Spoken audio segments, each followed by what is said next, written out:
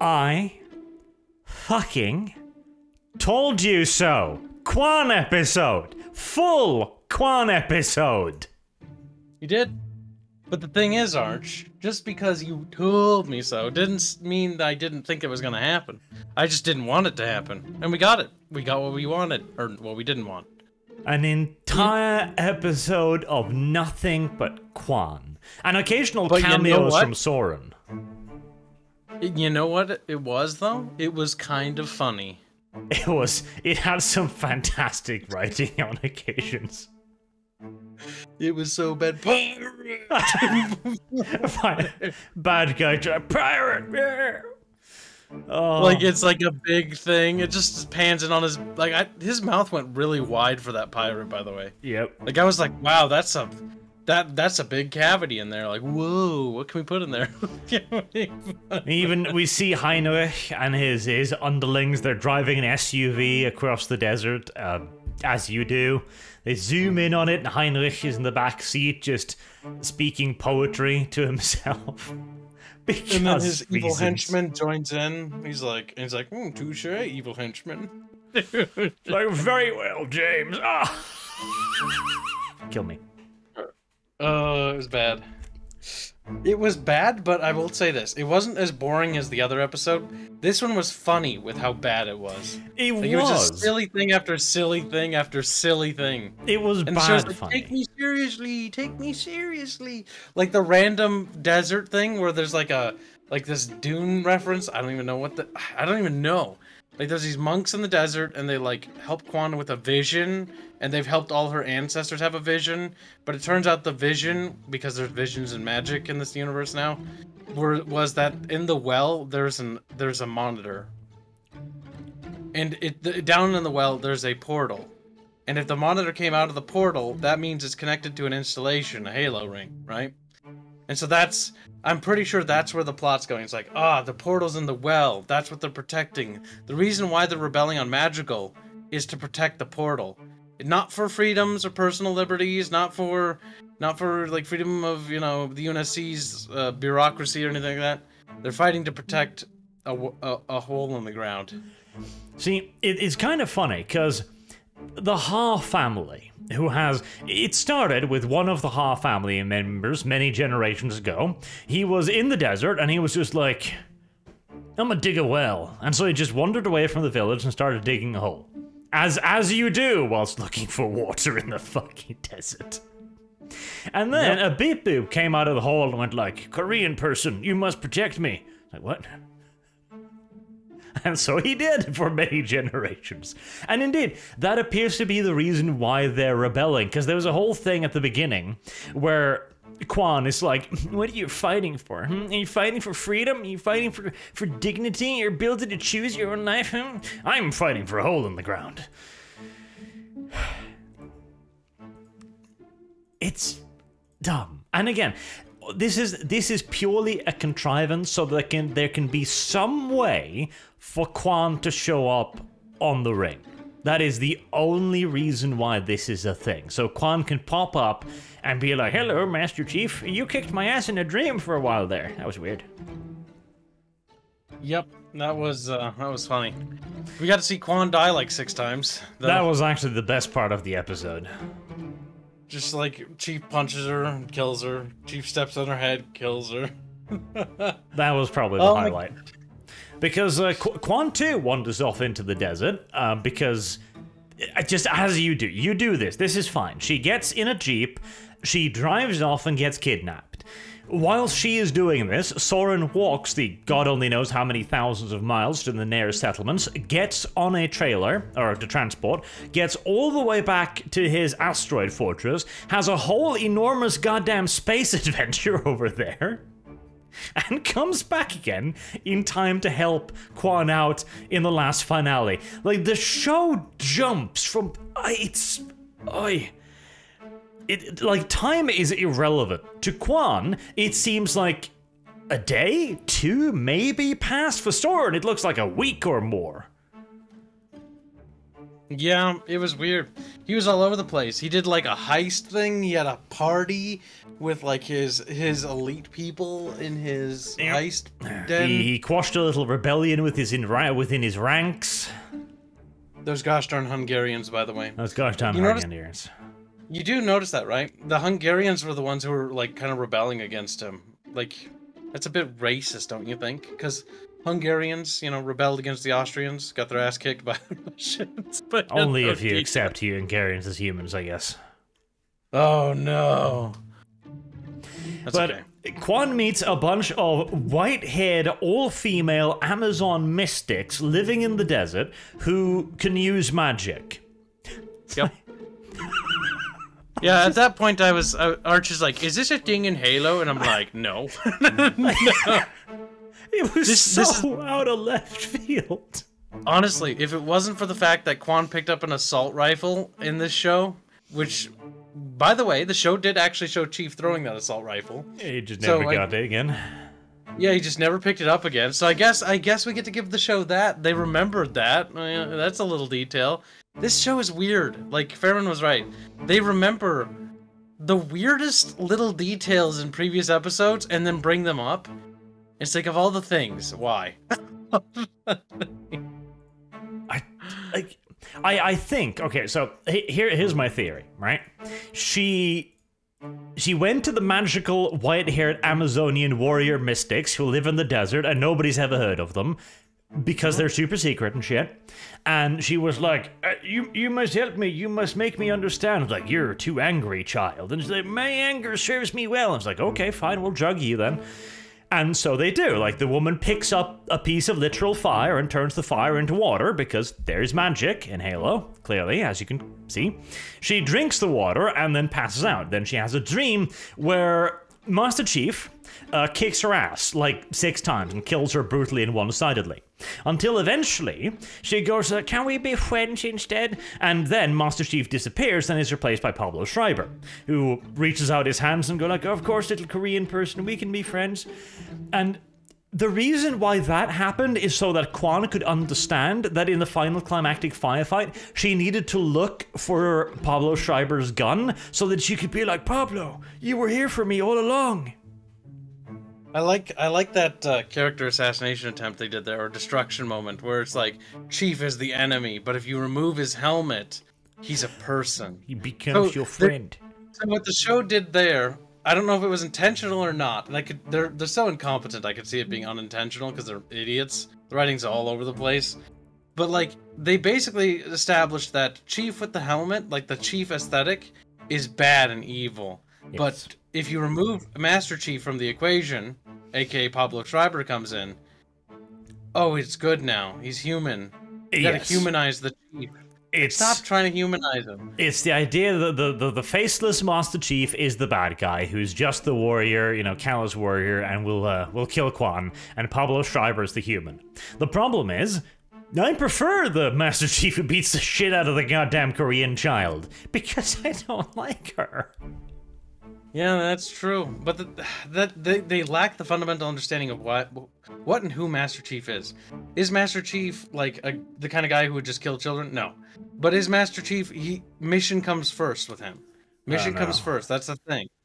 You're framing this incorrectly, Kyle. Would Master Chief kill children? No. Would Master Chief kill KWAN? God, I hope so. For the mission? Hell yeah, brother. Hell yeah, brother. We've all played Halo. We've all team killed the Marines a few times, okay? You know. We all know. It's the right thing to do. KWAN is that one that you just whack in the back to get her gun. That was the setup. So she had her vision, and it's also heavily implied, and I will not give this up, that the mystics in the desert are somehow connected to some kind of forerunner techie prophecy derpy because Bad Teeth's Black Man shows up as well, and like that's too specific a thing to be ignored in a vision, since it's everything's supposed to be, you know, symbiotic, symbolic, etc.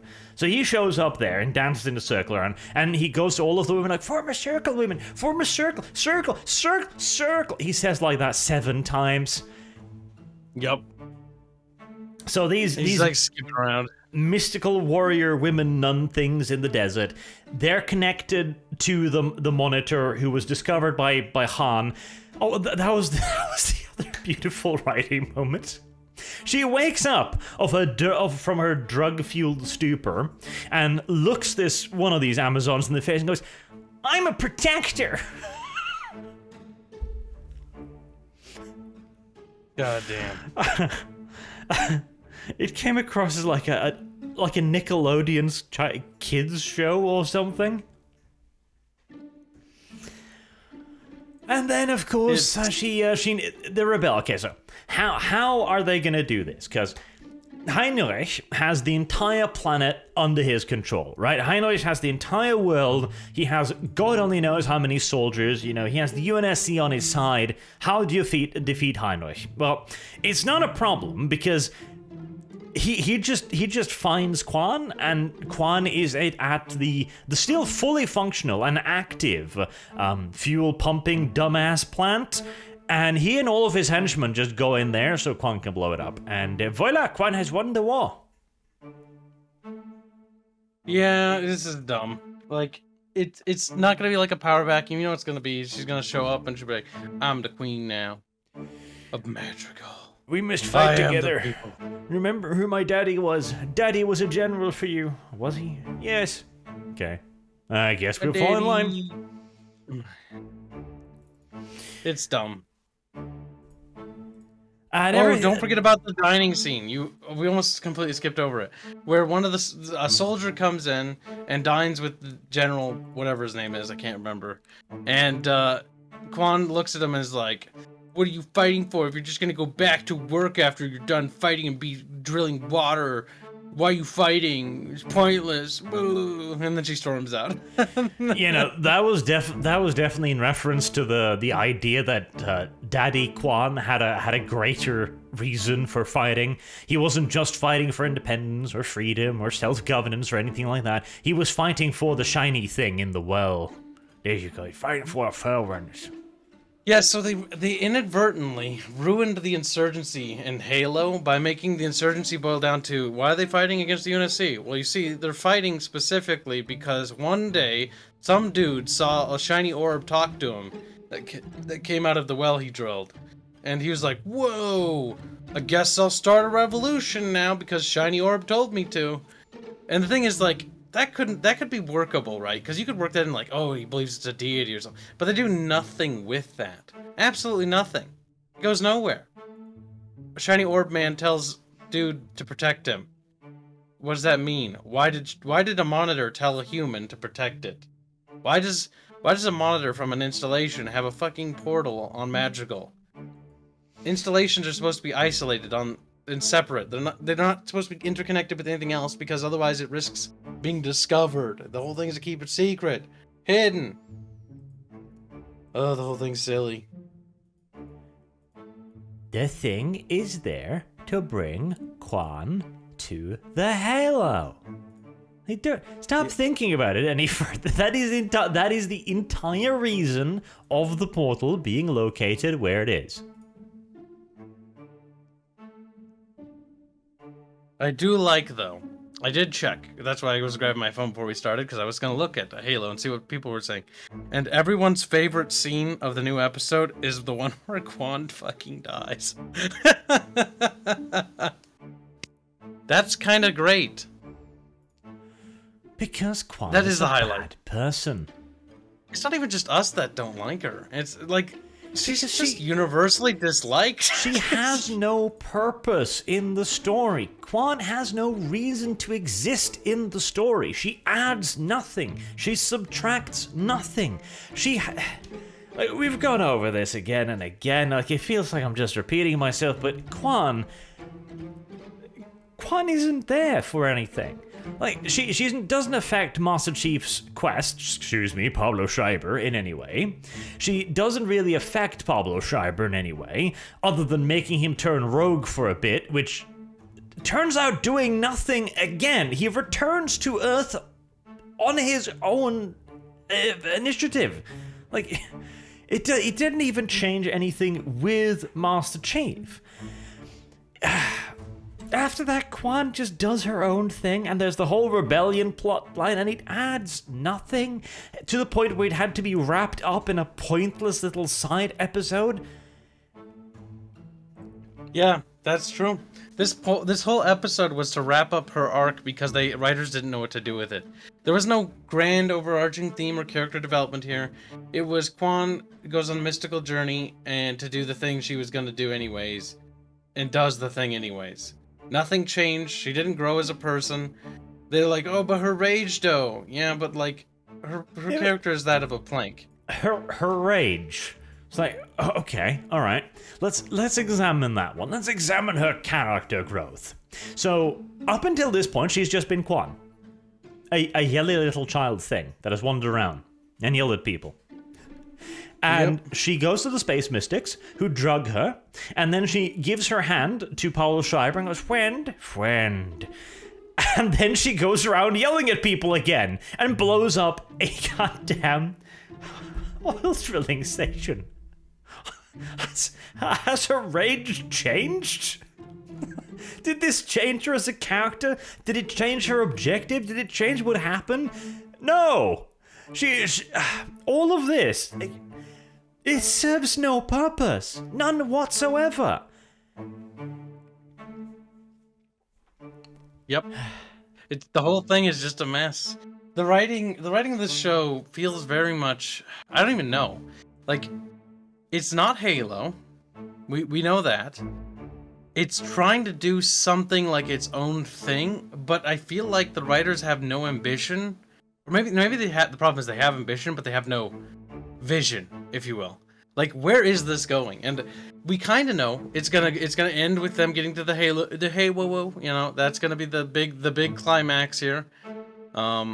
But like, it's just dragging its heels. Every episode has just felt kind of like a filler episode for what could have been like 2 episodes. Like, this show could have opened with just like Halo 1, with them escaping Reach, and then the battle on the Pillar of Autumn, right as they, you know, smack into the ring. Like, that could have been really cool. But no, we have this weird derpy fanfic where they're gonna find the ring not through accident, after the fall of Reach, but just through happenstance. They're like, oh, you know, we emotioned our way to the ring. We feeled to the ring, you know? Not to the mention whole as well, way there. Just let me point out here that if there was indeed a super secret way to reach the rings on Madrigal, every single part of Master Chief's wider story is equally pointless. Yep, because there was a MacGuffin in the sand. There's a MacGuffin triangle. A MacGuffin triangle holder. Then there's a MacGuffin in the well. We have 2 stories here that have arrived at the exact same point, at the exact same conclusion, and will arrive at the exact same Halo. They could have just done one of these stories and done it well. Either they could have got rid of KWAN entirely and just focused on Master Chief's story. Or they could have ignored Master Chief's story and just had like a guerrilla campaign or something fighting against the evil Heinrich or alien overlords or something on Madrigal until figuring out like, oh, KWAN, you were the key all along. And then he just pushes KWAN into the well and she screams and the monitor comes up like, you've unlocked the travel permit, beep. Actually, I'm a monitor who's been trapped on this planet. Why did you shove that child down? She's dead now. That'd be the preferred outcome. That's quite deep, you know. That's quite deep. How did you know I required a Korean human sacrifice? Weirdly specific. Now that I have the blood us monitors the Forerunners built, we actually operate on blood magic. It is a near uniquely pointless episode in a show that has already been overburdened with pointless goddamn episodes. Yeah, you can probably say that for this entire gosh darn season, and I wouldn't even be surprised when Season 2 rears its ugly head after this travesty's done, that it's just the same, waffling on to the one thing that could have probably taken maybe 30 minutes to get to, had the writers been competent. You're sad, aren't you? Defeated, maybe, perhaps. Well, no, it's just Halo.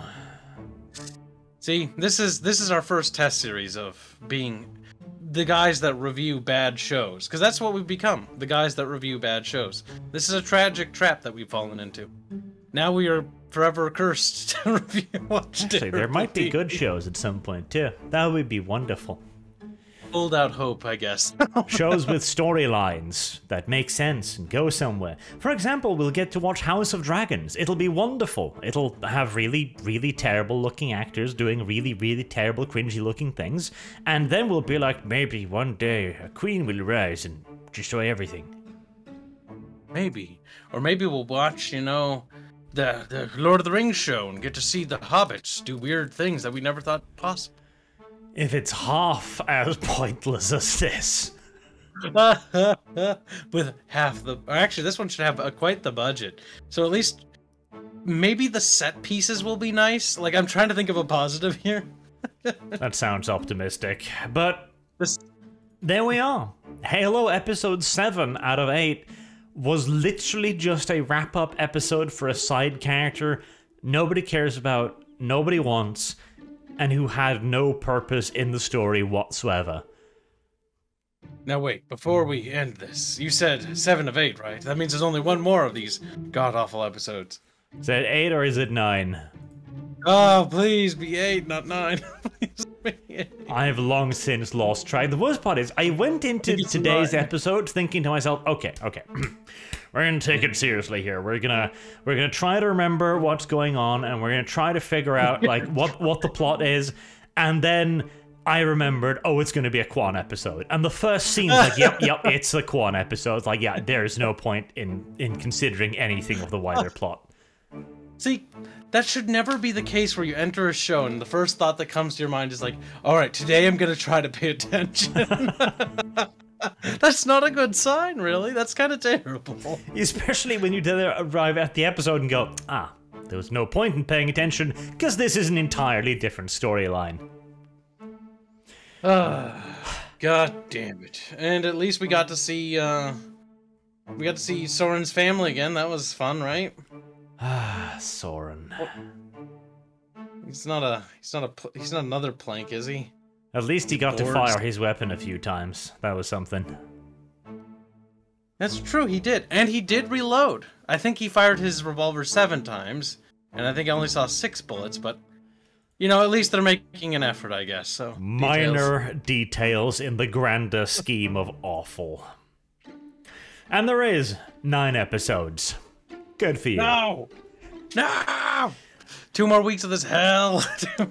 Predictions for the next one. Next episode is gonna be looking for the Halo and finding the Halo. And then the final episode will be fighting for the Halo. And something will go awfully wrong and they'll be on the verge of dying when the monitor will pop out of the well and blink at KWAN and go, KWAN, you must protect Master Chief, your friend.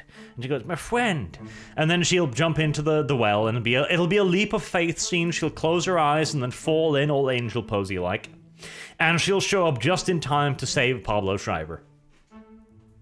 Does Pablo Schreiber need saving? Let's be honest. If it was Master Chief, he'd get this in the bag easy. Pablo Schreiber goes around crying and throwing a hissy fit every 5 minutes. Yes. My feelings. Master Chief was the fighter. Pablo Schreiber is the friend. Friend and emotional baggage of the show, I guess. That's all. That's all I can possibly say about an episode that makes no difference to anything and should never have been written, and much more so should never have been recorded, should never have been filmed, should never have been put to videotape, should never have been put to music, to lights and colors and things. This episode is a disgrace to all of the many technical wonders of modern day television. It is.